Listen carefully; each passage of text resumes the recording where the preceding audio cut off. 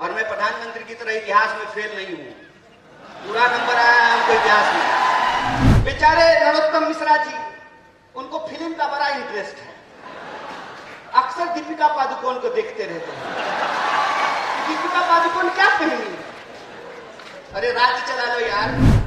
Helicopter पर उड़ने वाला और साइकिल पर चलने वाला का वोट अगर एक नहीं होता तो जया शाह के पप्पा इंदौर का चक्कर लगा रहे होते। माँ बाप ने कितना सुंदर नाम रखा है, नरोत्तम, नड़ों में उत्तम, और काम कैसा है, निकृष्टम। और मामा के संदर्भ में मैं आपको बता दूं, मेरा नाम कन्हैया है और कन्हैया ने कंस का वध किया था और कंस भी मामा था। इधर उधर की बकवास बंद करो, ये बताओ कि हर साल 2 करोड़ नौकरी क्यों नहीं पैदा हुई? ये बताओ कि हमारे खाते में 15 लाख रुपया क्यों नहीं पहुंचा? ये बताओ कि आए दिन महिलाओं के ऊपर बलात्कार क्यों हो रहा है? क्यों दलितों के ऊपर अत्याचार हो रहा है? क्यों आदिवासियों के ऊपर अत्याचार हो रहा है? शर्म आती है कि आजादी के 75 साल बाद भी बदला निकालने के लिए निर्वस्त्र होकर के आप एक महिला को घुमा रहे हैं और आप कहते हैं कि हमने आदिवासी महिला को राष्ट्रपति बनाया। आपको इनकी सीटों का नॉर्मलाइजेशन करना पड़ेगा। बोलिए कीजिएगा कि नहीं कीजिएगा? अगर कीजिएगा तो मध्य प्रदेश में परिवर्तन होगा, और सिर्फ मध्य प्रदेश में परिवर्तन नहीं होगा, इंदौर से परिवर्तन की लहर दिल्ली तक पहुंचेगी। हम आपसे भीख नहीं मांग रहे हैं, ये हमारा अधिकार है, आपको देना पड़ेगा। अगर नहीं देंगे तो छीन करके लेंगे, इस बात को याद रखिए। तो इस मांग पत्र को पढ़ते हुए जब मैं इसके एक एक डिमांड को पढ़ रहा था, एक जगह लिखा हुआ था आदिवासी महापुरुषों। दोस्त, आदिवासी समाज में महिला और पुरुष नहीं होता है। आदिवासी आदिवासी होता है, जितनी महिला का योगदान है उतना ही पुरुष का योगदान होता है। तो हम अपनी संस्कृति को नहीं छोड़ेंगे, हम अपने इतिहास को नहीं छोड़ेंगे, और हमको किसी और की संस्कृति और किसी और के इतिहास में अपने आप को एडजस्ट करने की जरूरत नहीं है। ये दूसरे समाज में होता होगा, महिला और पुरुष।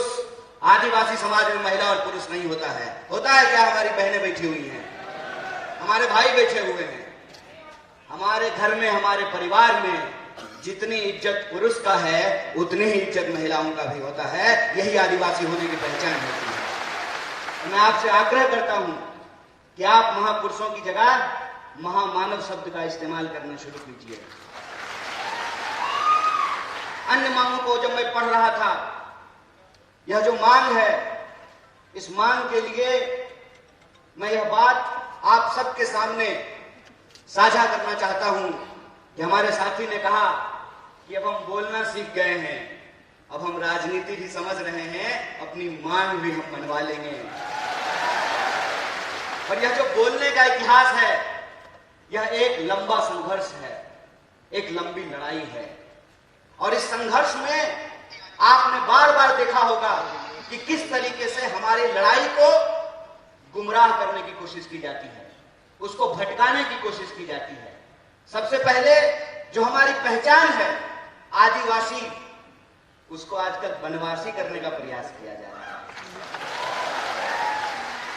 बोलिए, अगर वन में रहने वाले लोग वासी हैं तो जो लोग फ्लैट में रहते हैं उसको फ्लैट वासी कहना शुरू कर दें क्या? अरे भारत में रहने वाला हर कोई भारतवासी है, लेकिन इस जमीन पर सबसे पहले जो उन्होंने रहना शुरू किया, निवास करना शुरू किया, वो आदिवासी हैं। और ये सम्मान की बात है, ये गर्व की बात है। जो इस बात को गुमराह करना चाहते हैं, उनकी राजनीति आपको समझना पड़ेगा। उनकी राजनीति क्या है? उनकी राजनीति यह है कि आपका जंगल काटने के लिए आप कुल्हाड़ी का इस्तेमाल करते हैं, लेकिन उस कुल्हाड़ी में जो लकड़ी लगी होती है वो किसी पेड़ की ही लकड़ी होती है। यह जो राजनीति है, इस राजनीति को हमको समझना पड़ेगा कि हम किस दौर में आ जाकर के खड़े हैं। देश की महामहिम राष्ट्रपति आदरणीय द्रौपदी मुर्मू जी भी आदिवासी हैं, है कि नहीं है? और आपने टीवी में देखा होगा, बड़े जोर शोर से कांग्रेस पार्टी पे कीचड़ उछाला गया कि हम आदिवासियों का सम्मान नहीं करते हैं। बताइए, इस देश का इतिहास उठा करके देख लीजिए, पंडित जवाहरलाल नेहरू वो पहले व्यक्ति हैं जिन्होंने आदिवासियों के प्रतिनिधित्व को संविधान सभा में सुनिश्चित किया, और यह सुनिश्चित किया कि अंग्रेजों ने जिस तरीके से जंगल के कानून बना करके आदिवासियों को उनके जल जंगल जमीन से महरूम कर रहे हैं, जंगल जमीन पे पहला अधिकार आदिवासियों का होगा, ये पंडित जवाहरलाल नेहरू ने सुनिश्चित किया। आप इतिहास उठा करके देख लीजिए, और मैं प्रधानमंत्री की तरह इतिहास में फेल नहीं हूं, पूरा नंबर आया है हमको, इतिहास में पूरा नंबर आया है। इतिहास उठा करके देख लीजिए कि जिनको डीनोटिफाइड ट्राइबल्स कहा जाता था, अंग्रेजों ने, जो हमारे महान नेता थे, आपने तांत्या मामा का नाम सुना होगा, आपने जो है धरती आबा बिरसा मुंडा का नाम सुना होगा, ये जल जंगल जमीन की लड़ाई लड़ने वाले हमारे महामानव हैं, आदिवासियों के महान योद्धा हैं, और इनकी लड़ाई में मुक्ति का मार्ग था, इनकी लड़ाई में आजादी का मार्ग था। इस लड़ाई के चलते जो इस देश के मूल निवासी हैं, आदिवासी हैं, उनको ब्रिटिशर्स ने, अंग्रेजों ने क्रिमिनल घोषित कर दिया था। आपको इतिहास जानना चाहिए कि सबसे पहले पंडित जवाहरलाल नेहरू ने उसको डीनोटिफाइड किया, कहा कि वो क्रिमिनल नहीं है, इस धरती पे उनका पहला हक है, वो पहले नागरिक हैं, पहले अधिकारी हैं। कांग्रेस के इतिहास की बात करते हैं, आप मुझे बताइए, हमारे साथी ने बिल्कुल ठीक कहा, अगर आपका वोट और हमारा वोट एक नहीं हुआ होता, क्यों पत्रकार महोदय, आपका वोट और एडिटर का वोट एक नहीं होता, महिला और पुरुष का वोट एक नहीं होता, हेलीकॉप्टर पर उड़ने वाला और साइकिल पर चलने वाला का वोट अगर एक नहीं होता, तो जया साहब के पप्पा इंदौर का चक्कर लगा रहे होते। सुने हैं डैडी जी घूम रहे हैं आजकल, जया साहब के क्यों घूम रहे हैं? ये वोट का अधिकार आपको कैसे मिला है? ये वोट का अधिकार आपको थाली में परोस करके गिफ्ट नहीं मिला है, इसके लोगों ने संघर्ष किया है, इसके लोगों ने अपनी जान की कुर्बानी दी है। और आजादी का मतलब होता है कि किसी भी मनुष्य को, किसी भी मनुष्य के ऊपर शोषण करने का कोई अधिकार नहीं है, यह आजादी का मतलब होता है। और यही जो आजादी का मतलब है, इस मतलब को हमारे देश के संविधान की प्रस्तावना में लिखा गया है। क्या लिखा गया है? हम भारत के लोग, भारत में रहने वाला, चाहे हिंदू हो, मुसलमान हो, सिख हो, ईसाई हो, बुद्धिस्ट हो, जैनी हो, पारसी हो, यहूदी हो, हर कोई भारतवासी है ना। जब भारत में रहने वाला हर कोई भारतवासी है, तो चाहे गोंड हो, भील हो, उरांव हो, सभी लोग आदिवासी हैं। यह एकता हमको समझनी पड़ेगी, यह एकता हमको बना करके रखनी पड़ेगी। इनकी चालाकी आपने देखी, एक दूसरे से लड़ा रहे हैं। ये क्यों लड़ा रहे हैं? ये इसलिए लड़ा रहे हैं ताकि हमारी शक्ति आपस में बट जाए। मणिपुर जल रहा है, मणिपुर में मणिपुर के रहने वाले लोग को ही आपस में लड़ाया जा रहा है, और सरेआम आपके रूंगटे खड़े हो जाएंगे। यहां बैठी हुई महिलाओं से मैं हाथ जोड़ करके माफी मांगता हूं, बतौर पुरुष हमने ऊपर आपके ऊपर बहुत सारा अत्याचार किया है, इसके लिए हाथ जोड़ करके हम आपसे माफी मांगते हैं। शर्म आती है कि आजादी के 75 साल बाद भी बदला निकालने के लिए निर्वस्त्र होकर के आप एक महिला को घुमा रहे हैं, और आप कहते हैं कि हमने आदिवासी महिला को राष्ट्रपति बनाया है। आप एक आदिवासी महिला को राष्ट्रपति बनाए हैं और एक आदिवासी महिला को निर्वस्त्र करके घुमाया जा रहा है, और महामहिम अपने मुंह से एक शब्द नहीं बोलती है। यह बात हमको समझनी पड़ेगी कि लकड़ी काटने वाले कुल्हाड़ी में भी लकड़ी लगा होता है। इस राजनीति को हमको समझना पड़ेगा। हमको समझना पड़ेगा कि अगर जो हमारा वोट और आपका वोट एक है, महिला और पुरुष का वोट जो एक है, हेलीकॉप्टर पर चलने वाला और फॉर्च्यूनर पर चलने वाला और टूटी हुई साइकिल लेकर चलने वाला का वोट जो एक है, यही वोट की ताकत है कि यह जमहूरियत जिंदा है, यह लोकतंत्र जिंदा है। 5 साल के लिए ही सही, 5 साल के लिए ही सही, इनको जनता के बीच जाना पड़ता है, जनता की अदालत में आना पड़ता है, और अपनी नाकामियों को छुपाने के लिए तरह तरह का झूठ बोलना पड़ता है। अभी हमको एक पत्रकार पूछ रहे थे कि गृह मंत्री ने कहा है माँ बाप ने कितना सुंदर नाम रखा है, नरोत्तम, नड़ों में उत्तम, और काम कैसा है, निकृष्टम। कैसे है निकृष्टम? निकृष्टम ऐसे है कि भाई तुम सरकार चला रहे हो, 20 साल से तुम्हारी इस प्रदेश में सरकार है और तुम विपक्ष की तरह सवाल पूछ रहे हो। है दम चैलेंज करते हो यहां से खड़ा होकर के। इंदौर में 2 गृह मंत्री है, चैलेंज करते हैं कि अगर हमने गलत किया है तो हमको इंदौर की जेल में डालो, अगर हमने गलत नहीं किया है तो देश को गुमराह करना बंद करो, देश से माफी मांगो, बकवास करना बंद करो। हमको मालूम है कि ये झूठ क्यों बोलते हैं। ये झूठ इसलिए बोलते हैं क्योंकि हमारे सच का सामना नहीं कर सकते हैं। करेंगे हमारे सच का सामना। सच ये है कि इनका बेटा विदेश पढ़ने के लिए गया है, मामा का। और मामा के संदर्भ में मैं आपको बता दूं, मेरा नाम कन्हैया है और कन्हैया ने कंस का वध किया था और कंस भी मामा था। ये संदर्भ मैं इसलिए बता रहा हूं कि हमको सच्चाई आंख खोल करके देखने की जरूरत है। इस प्रदेश में गरीब के लिए महाविद्यालय नहीं बनेगा, गरीब के लिए विश्वविद्यालय नहीं बनेगा, गरीब के लिए छात्रावास नहीं बनेगा। क्यों? क्योंकि जब मुख्यमंत्री का बेटा विदेश पढ़ने के लिए जाएगा तो आदिवासी के लिए महाविद्यालय क्यों बनाएगा? और जब चुनाव आ गया है, 20 साल से सरकार चला रही है, जब चुनाव में 20 महीना बचा है तब इनको बहन जी लाडली की याद आई है और क्या कह रहे हैं कि हम 2000 रुपया दे देंगे। चाचा, आप 2000 रुपया अपने पास रखिए। ये बताइए कि 350 का सिलेंडर 1400 रुपए में क्यों मिल रहा है? 750 रुपया तो रिचार्ज कराने में लगता है। बहने यहाँ पे बैठी हुई है, 2000 रुपया दे दीजिएगा तो 2 महीना ठीक से 2 मोबाइल रिचार्ज भी नहीं हो पाएगा। ठगते हैं, ठग रहे हैं हमको। आपका खेल हम समझ रहे हैं, आपका खेल हम समझ रहे हैं कि आप हमारे आंख में धूल झोंक करके हमारी संपत्ति, हमारा रिसोर्स हमसे छीन रहे हैं। और जब हम अपने जल जंगल जमीन की बात करते हैं तो ये हमारे ऊपर तरह तरह का आरोप लगाते हैं। कहते हैं जल जंगल जमीन की बात करने वाले लोग अर्बन नक्सल होते हैं। हाय रे गृह मंत्री, बड़ी दया आती है आपको। 2 बार की सरकार है इनकी, 20 साल से मध्य प्रदेश में सरकार चला रहे हैं। और मेरे पिताजी मुख्यमंत्री नहीं थे, ना प्रधानमंत्री थे।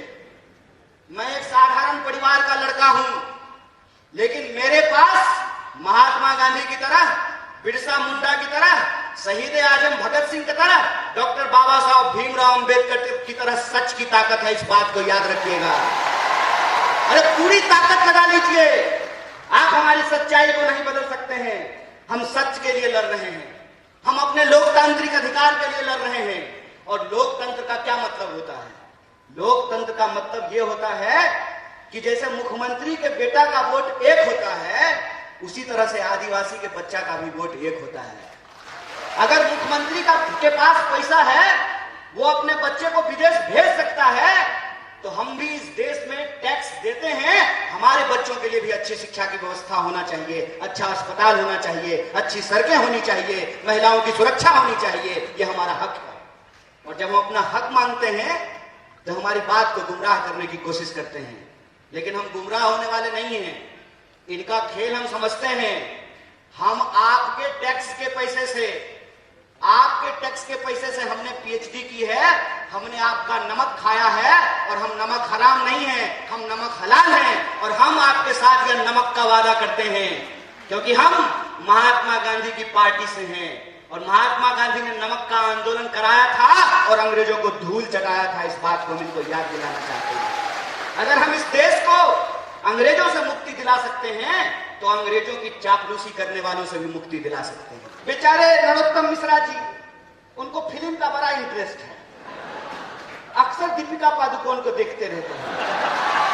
दीपिका पादुकोण क्या पहनी? अरे राज्य चला लो यार, गृह मंत्री हो, तुम्हारे राज्य में सबसे ज्यादा महिलाओं के खिलाफ अत्याचार हो रहे हैं, सबसे ज्यादा आदिवासियों के खिलाफ अत्याचार हो रहे हैं, राज्य समझ में नहीं रहा है। कहते हैं ना, घर में नहीं दाने, अम्मा चली भुनाने। पहले अपना राज्य तो चला लीजिए। आए दिन घोटाले होते रहते हैं और पूरा कंट्रोल। पहले इनको मुख्यमंत्री बनने का मन था, मुझे भी सूत्रों से पता चला है। क्या क्या चीज है? मीडिया के लोग यहाँ बैठे हुए हैं, बोलिए ना, डरिए मत। अरे लोकतंत्र है, सबको बोलने का हक है। अरे हम लोग तो एक नारा लगाते हैं, जगह है कितनी जेल में तेरे, देख लिया है देखेंगे। कितने लोगों को जेल में डाल देंगे? सच बोलिए, सच की ताकत होती है। पहले इनको कहा कि ऐसे ही उल जलूल बात किया करो, सोशल मीडिया पे पॉपुलर हो जाओगे। और जैसे पटवारी की परीक्षा की टॉपर को मध्य प्रदेश की राजधानी दिल्ली लगती है, इनको भी सत्ता का केंद्र आजकल दिल्ली लगता है। और जब चुनाव आता है तो दिल्ली इंदौर में घूमना शुरू कर देता है। आजकल दिल्ली इंदौर घूम रहा है। तो जब आ ही गए हैं नेकी और पूछ तो इनसे पूछ लेना चाहिए कि क्यों घोटाले पे घोटाले हो रहे हैं, क्यों आदिवासियों के खिलाफ अत्याचार हो रहे हैं, क्यों महिलाओं के खिलाफ अत्याचार हो रहे हैं, क्यों आपके द्वारा किए गए एक भी वादे पूरे नहीं किए गए। और जब चुनाव आया है, लाडली योजना, समझ रहे हैं साहेब, अपने लाडले के लिए लाडली योजना लेकर के आए हैं साहब। ये सच्चाई हम देख रहे हैं। इस सच्चाई को मैं अपने आदिवासी भाई बंधुओं से कहना चाहता हूं, अपनी बहनों से कहना चाहता हूं कि ये मौका है कि जो 20 साल से आपने अत्याचार झेला है, उस अत्याचार का आपको बदला लेना है और उनको एहसास कराना है कि राजा का बेटा राजा नहीं होगा। ये लोकतंत्र की ताकत है। और लोकतंत्र की ताकत ये है कि सब लोगों को चुनाव लड़ना पड़ता है। कमलनाथ जी भी चुनाव लड़ते हैं, दिग्विजय सिंह जी भी चुनाव लड़ते हैं, और नरोत्तम मिश्रा को भी लड़ना पड़ता है। एक उदाहरण आप मुझे सोच करके बताइए। और यहाँ पे चूंकि कांग्रेस के वरिष्ठ नेता मौजूद हैं और हमारे आदिवासी भाई बंधु हैं, इसलिए कहना जरूरी है कि श्रीमती गांधी को 2 बेटे, संजय गांधी और राजीव गांधी, दोनों कांग्रेस में थे। बाद में संजय गांधी जी की पत्नी बीजेपी में चली गई, चुनाव लड़ी, चुनाव जीती। राजीव गांधी जी की पत्नी भी चुनाव लड़ी, चुनाव जीती। तो बीजेपी में लोकतंत्र कैसे है और कांग्रेस में राजतंत्र कैसे है? वहां जो बहु चुनाव जीती तो वो लोकतंत्र है, और श्रीमती गांधी की यहां जो बहु चुनाव जीती तो यह राजतंत्र है। हाय रे बेईमान, बेशर्मी देखे हो, बेशर्मी। अरे ये कांग्रेस पार्टी ही है जिस पार्टी ने इस देश में जमहूरियत को स्थापित किया है। और ये जमहूरियत की ताकत है कि राहुल गांधी जब अमेठी से चुनाव जीतते हैं तो इनके नजर में वो राजतंत्र है, और वो मैडम जो है, सास जो कभी बहू थी, है ना, वो जब अमेठी से चुनाव लड़ी है तो लोकतंत्र है। हाय रे चोरी। मैं तो यही कहता हूं कि अगर इस देश में पंडित जवाहरलाल नेहरू नहीं होते ना, तो नरेंद्र मोदी भी देश के प्रधानमंत्री नहीं हो पाते। अगर इस देश में गांधी नहीं होते, इस देश में अगर भगत सिंह नहीं होते, इस देश में अगर बिरसा मुंडा नहीं होते, इस देश में अगर डॉक्टर बाबा साहब भीमराव अंबेडकर नहीं होते, तो एक आंगनबाड़ी का बेटा खड़ा होकर के 2 मुख्यमंत्री के सामने भाषण नहीं दे रहा होता। ये लोकतंत्र है और इस लोकतंत्र की ताकत को आपको समझना पड़ेगा।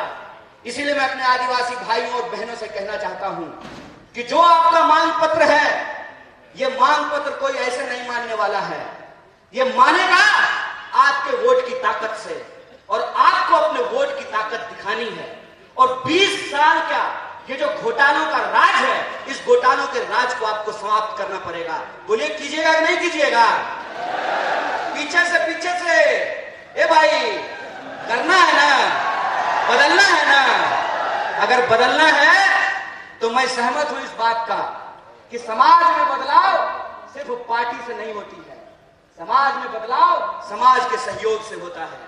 इसीलिए कांग्रेस पार्टी अपने दम से चुनाव लड़ेगी, कांग्रेस के कार्यकर्ता अपने दम से चुनाव लड़ेंगे, लेकिन मध्य प्रदेश के एक एक नागरिक को अपने हक और अधिकार के लिए और 20 साल से जिनके सत्ता का अहंकार है, उस अहंकार को चकनाचूर करने के लिए इस सत्ता को इनको कुर्सी से बेदखल करना पड़ेगा, इनको हराना पड़ेगा। और ये सवाल इनसे पूछना पड़ेगा कि उधर उधर की बकवास बंद करो, ये बताओ कि हर साल 2 करोड़ नौकरी क्यों नहीं पैदा हुई, ये बताओ कि हमारे खाते में 15 लाख रुपया क्यों नहीं पहुंचा, ये बताओ कि आए दिन महिलाओं के ऊपर बलात्कार क्यों हो रहा है, क्यों दलितों के ऊपर अत्याचार हो रहा है, क्यों आदिवासियों के ऊपर अत्याचार हो रहा है। और यहाँ हमारे सिपाही लोग खड़े हैं, एमएलए साहब को पेंशन मिलेगा, कांस्टेबल को नहीं मिलेगा, ये ठीक बात है? तो पूछिएगा अगली बार मामा को कि मामा हम भी जो है डंडा नहीं चलाएंगे, अगर आपको पेंशन मिलेगा ना तो हमको भी ओल्ड पेंशन स्कीम देना पड़ेगा, हमको ये लागू करना पड़ेगा। और ये जो मांगे हैं, ये मांगे इस प्रदेश की मांग है, इस मांग को इनको मांगना पड़ेगा। और नॉर्मलाइजेशन के नाम पे, नॉर्मलाइजेशन के नाम पे जो बेईमानी चल रहा है, तो जैसे ये आपके नंबर का नॉर्मलाइजेशन कर रहे हैं ना, आपको इनकी सीटों का नॉर्मलाइजेशन करना पड़ेगा। बोलिए कीजिएगा कि नहीं कीजिएगा? अगर कीजिएगा तो मध्य प्रदेश में परिवर्तन होगा। और सिर्फ मध्य प्रदेश में परिवर्तन नहीं होगा, इंदौर से परिवर्तन की लहर दिल्ली तक पहुंचेगी और दोनों गृह मंत्री फिर से तरीपार होंगे, ये हमारा पूरा भरोसा है। इसी आशा और विश्वास के साथ आप तमाम लोगों को एक बार फिर से शुक्रिया अदा करते हुए, धन्यवाद कहते हुए अपनी बात को खत्म करूंगा।